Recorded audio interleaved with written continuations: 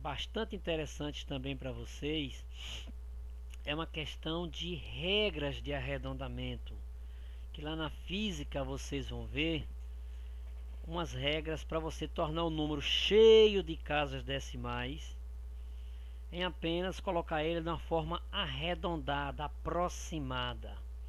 Então, o que é isso, regras de arredondamento?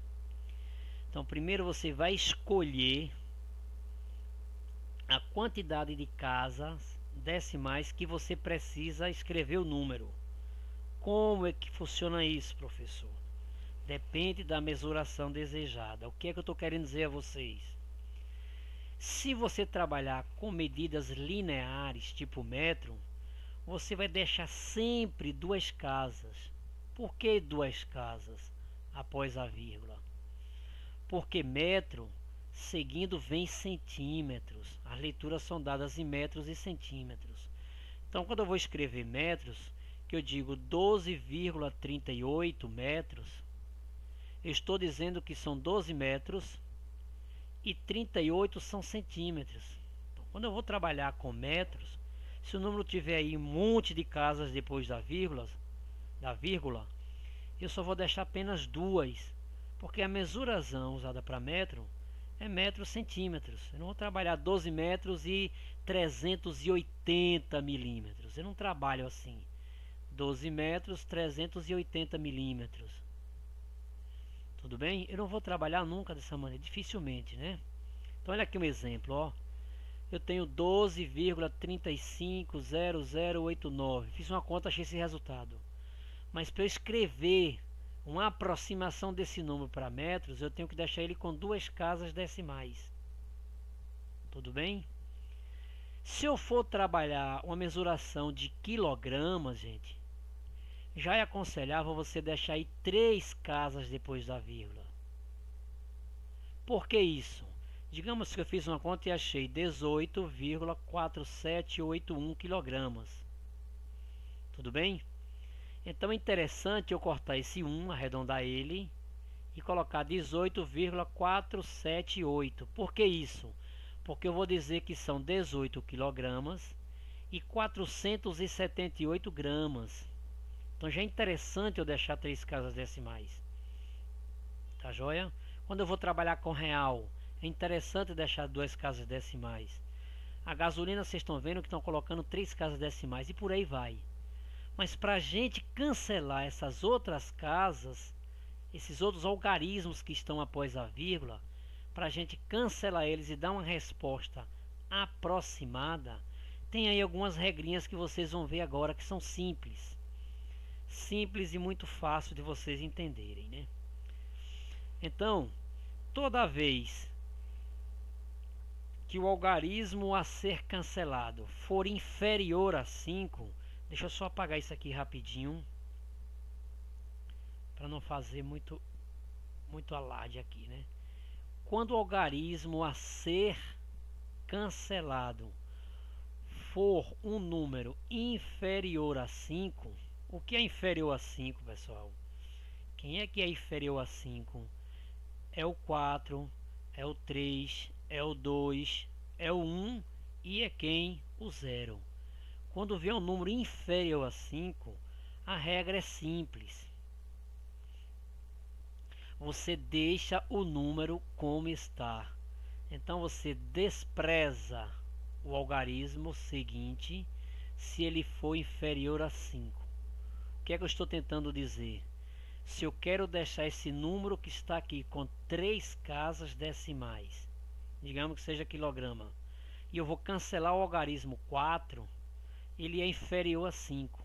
Portanto, eu vou desprezar todo esse restante. E vou dizer que essa resposta é igual, não. Vocês colocam um tio aqui em cima. Esse tio em cima de igual significa aproximadamente igual a 1,568. Então, esta resposta é uma resposta aproximada. Tudo bem? Aí você pode estar se perguntando aí, ô professor, e se não for inferior a 5? Se for superior a 5? Se o número que eu quero aproximar for um número superior a 5, Quem é que é superior a 5? Eu estou falando de quem aqui? Estou falando do 6, do 7, do 8 e do 9. Tudo bem? Se o número for 6, 7, 8 ou 9, que é superior a 5, a regra diz que você acrescenta uma unidade. O que é acrescentar uma unidade? É acrescer aquele número mais 1. Então, uma coisa do tipo, se eu tenho aquele número agora, ao invés do 4 que estava anteriormente, agora eu tenho aqui um 7, e preciso deixar esse número com apenas 3 casas, esse 8, ao invés de um 568, passa a ser um 569. Repare que eu fiz o acréscimo de uma unidade. Onde era 8, eu coloquei 9. Isso é uma resposta aproximada, não exata. Lembra quando a gente fazia uma atividade com vocês e aí dizia o que? Tirou 3,8. Aí fazia o que? Aproxima para 4. Tá joia? Por quê? Porque eu estou usando uma regra de aproximação do número que é superior a 5. Tá ok? Aí vocês podem mais uma vez se perguntarem, né? E esses números, tipo uma raiz quadrada dessa, como é que eu faço para aproximar? E se vocês também se perguntarem, e se o número não for nem inferior e nem superior?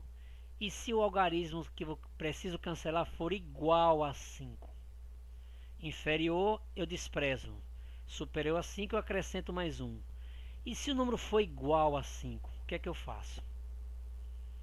Bom, aqui tem duas situações que é usado muito na física e na astronomia, que os físicos aceitam como melhor resposta, não é? Muita gente diz que quando é 5 aproxima, tem gente que deixa como está. Mas a física trabalha o 5 como as duas situações. A primeira situação, se o número que você pretende arredondar for um número par, fica como está. Ou seja, fica naquela mesma regra dos números inferior a 5. Fica a mesma regra do inferior a 5, deixa como está. Por exemplo, eu tenho esse número para ser aproximado. Ora, eu vou ter que cancelar um 5 que eu só quero duas casas depois da vírgula. Estou cancelando esse 5 daqui, tudo bem? Então, quando eu vou cancelar o número 5, eu olho o anterior a ele. Quem é o anterior a ele? O 2. O 2 é o número que é o número par. Então, o que é que acontece? Deixa o 2, que é o número par, como está. Tudo bem?